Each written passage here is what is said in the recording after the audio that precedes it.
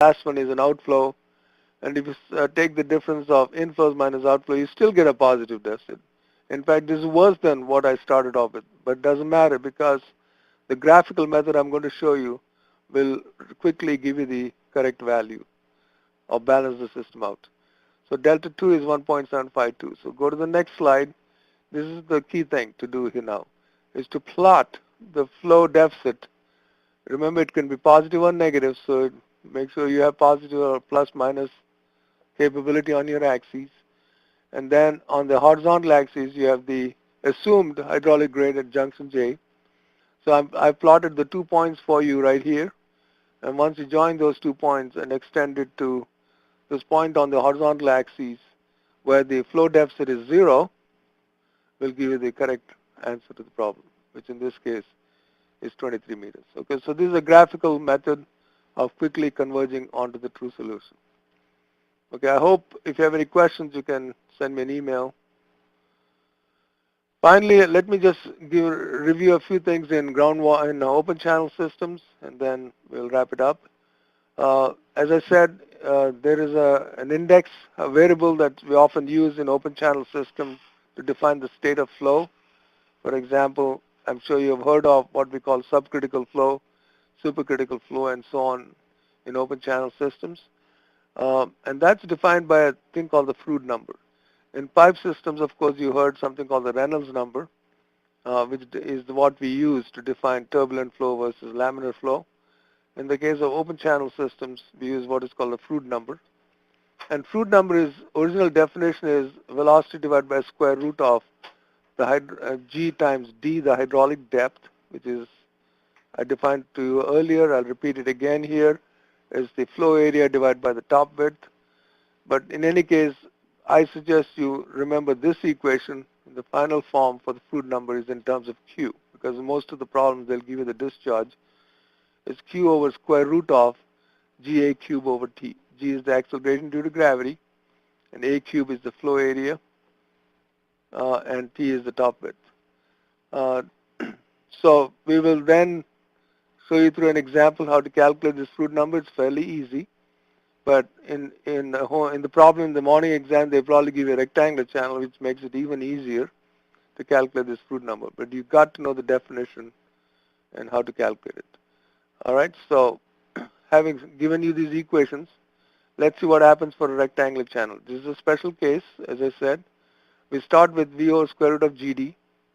And in this case, the hydraulic depth for a rectangular channel turns out to be equal to the flow depth. Reason being, the flow area is By divided by the top width is bottom width B, so B cancels out, and you get basically V over square root of Gy, which can also be written in terms of discharge per unit width, which is Q over square root of Gy cubed. So that's the best way, quickest way to calculate the Froude number in a rectangular channel system. To give you an example, here's the flow rate Q in this channel. The bottom width is 20, and the depth is 5 feet. What I would like to know is this subcritical flow or supercritical flow? In order to do that, we need to calculate the Froude number based on this information. The discharge per unit width is 400 divided by 20 or 20 CFS per foot in this example. And the Froude number, remember, is given right here. Discharge per unit width is Q, which is 20, divided by G, 32.2, times Y, which is 5 feet cubed. Don't forget to take the square root of that, and you get essentially the ratio will come out to be 0.32. If any Froude number less than 1 is subcritical flow. If it's equal to 1, it's critical flow. Anything greater than 1, it's supercritical flow. Basically, this is an important indicator of the type of flow you have in a particular channel system. Most design work, when we do design, we like to keep it subcritical flow, if at all possible. That is normally associated with smaller velocities and larger depths. So anyway, that's essentially the Froude number. There are two other components that you might see a problem in the morning exam, is to calculate a critical depth in what we call an open channel flow system, and also another depth called the uniform flow depth, which we'll talk about next. Those are the two types of depths that it's good to know how to calculate them. In a rectangular channel, there's an easier way to do this, by the way, because critical flow happens when you have Froude number is equal to 1. So we can use that condition to calculate the critical depth directly, analytically. But the analytical method I have given you involves, at least for any other channel cross-section, involves the trial and error method. I've included that in the appendix. Uh, the quickest way to do is this graphical method is to use a design chart. And we'll do that. I'll emphasize that method for both the critical depth and the uniform flow depth in this particular session. So let's look at how to use this design chart. I'll do that through an example, and because most of you are not familiar with a lot of the theory behind it, but basically by equating the Froude number equal to 1, which is equation 24 here, which is in terms of discharge, what I can do is take this equation and separate it into the cross-sectional area and top width, which is both functions of depth, which is unknown, and keep the knowns on the right-hand side, which is the flow rate, Q. So basically, that thing is called the section factor in critical flow, ZC.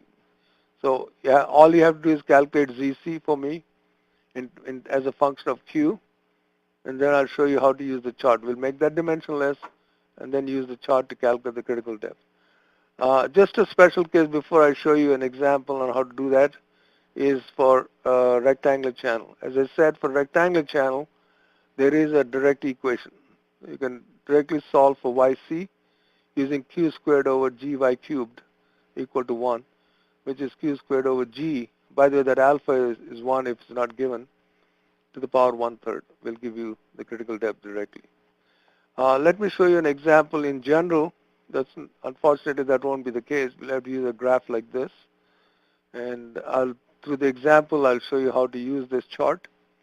By the way, just to show you what this chart is all about, on the horizontal axis right here is the ratio of Z, that section factor I just told you about, ZC, to the power B to the power 2.5. That just scales it, by the way, to make it dimensionless. On the bottom is for circular, and for the top it's for trapezoidal or any other cross sections like rectangular. And now, of course, the answer we're looking for is on the vertical axis here, which gives you the ratio of the flow depth to the bottom width, Y over B ratio. Once you get that, you can calculate the depth. So I'll do this through an example, how to use this design chart. In this case, I'm asked you to compute the critical depth and velocity in a trapezoidal channel carrying a discharge of 400 CFS. The channel has a bottom width of 20 feet, slope of 2 horizontal to 1 vertical. That's the side slopes. And I'm assuming alpha is equal to 1 in this problem. 1.1, sorry. Otherwise, it'll be, if it's not given, just assume 1. The first thing you'll do in step number 1 is to calculate that critical section factor ZC, which from that equation is Q over square root of G over alpha. That's 400 divided by 32.2 divided by 1.1. By the way, there's a division sign missing right here, so make sure you put that. That's 400 divided by 32.2 divided by 1.1 to the power half, 0.5, which gives you 73.93. This is referred to as a section factor in critical flow. Then we make that dimensionless by dividing by B to the power 2.5. That's the only reason I do step number 2. Divide by 20 to the power 2.5, which is 20 is the bottom width. The given bottom width is 20 feet, by the way, right here. And that gives you 0.0413. Now, I'm going to go with this ratio to that chart. So for a moment, I'll take you back to the previous slide, and then we'll read from that y of b equal to 0.11. Now, keep in mind, in this problem, I've given you a trapezoidal channel with a side slope of 2. So if I go back to the previous slide with a ratio of 0.0413, now I've done some additional markings for you to guide you through this, but 0.04 marking is right there somewhere. It's kind of hard to read this chart, so you might want to print it out or something before you look at it. But basically, it's right that line, close to it. So just come down all the way to Z of 2. They all merge here, these curves. Z of 2 is basically shown labeled as this curve right there. So if you bring it down to this stage as with 0.04 right there, will be somewhere at this point.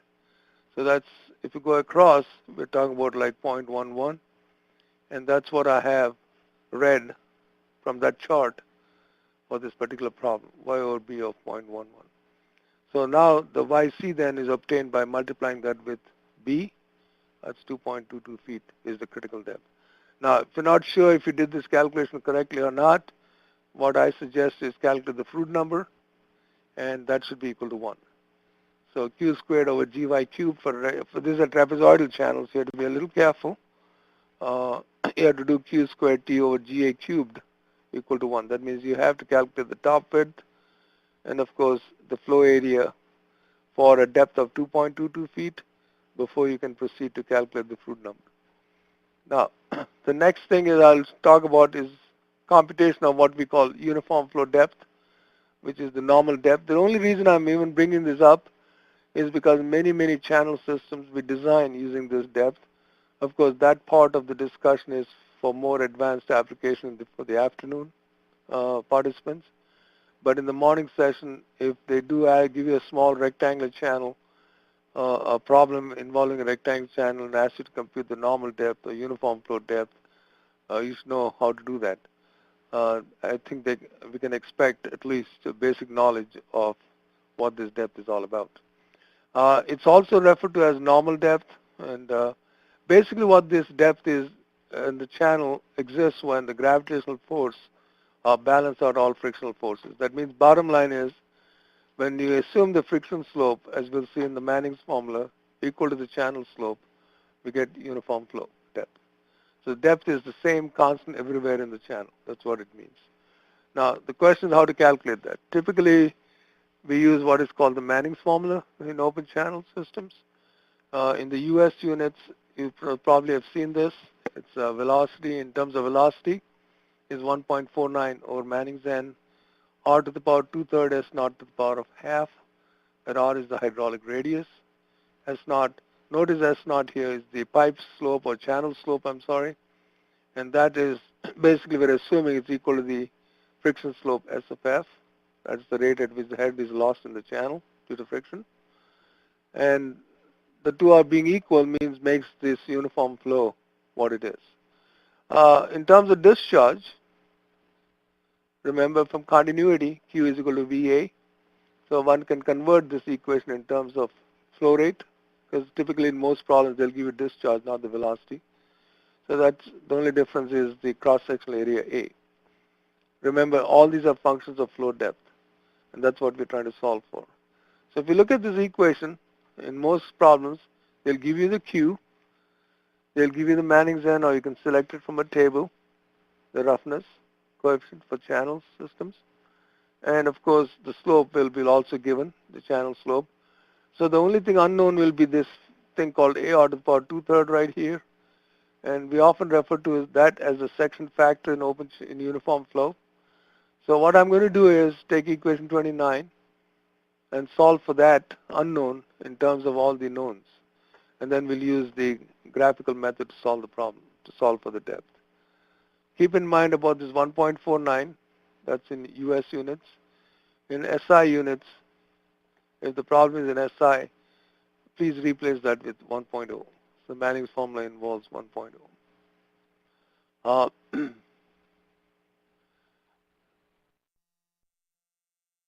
Okay.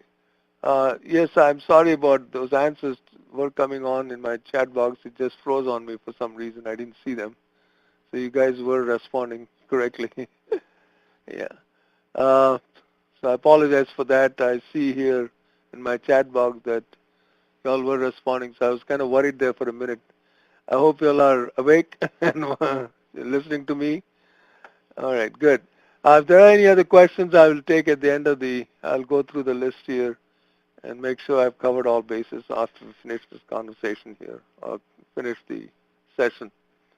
Okay, so here's the Manning's formula. Again, keep in mind for US units, it's 1.49 here. And of course, for SI units, you have to make sure you substitute 1.0 for that. One of the things, it is good to review this because Manning's formula you will see not necessarily in open channel systems, but also in pipe systems. you will see this particular formula, and I hope you're